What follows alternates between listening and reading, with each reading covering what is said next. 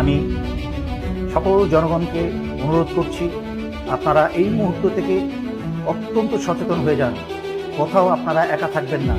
কোথাও আপনাদেরকে বাসা বাড়িতে এলাকায় যদি পুলিশি হানা হয়, তাহলে আপনারা সারা এলাকার মানুষ ঘিরে ধরবেন। এবং ছাত্রছাত্রী, তোমরা সবাই পকেটের মাঝখানে তোমরা মরিচের গুঁড়া রাখবে। কাছের থেকে এসে ছাত্রলীগ পুলিশ যারাই তোমাদেরকে ধরে নিয়ে যেতে চাইবে, তাদের চোখে মুখে মরিচের গুঁড়া মেরে দাও। এটা হচ্ছে ন্যূনতম তোমাদের ডিফেন্স। তাছাড়াও হাতে যা পারো তোমরা রাখো সংঘবদ্ধভাবে। নাও আসছি সর্বোপরি সশস্ত্র বাহিনীর প্রতি। ইতিমধ্যে 57 জন ভাই হারিয়েছেন, তখন কোনো পদক্ষেপ নেন নাই ভাইদের বাঁচানো। দেশ ভারতের দখলে চলে গেছে এই স্বৈরাচারী হাসিনার কারণে। 15 বছর ধরে যাবৎ বাংলাদেশের সব কিছু স্বাধীনতা, সার্বভৌমত্ব, এমনকি জনগণের জান মাল, বাংলাদেশের অর্থনীতি সব কিছু ভারতের হাতে তুলে দিয়েছে। আর অপেক্ষা করবেন নিজের এবং নিজের স্ত্রী সন্তানের রক্ত দিয়ে?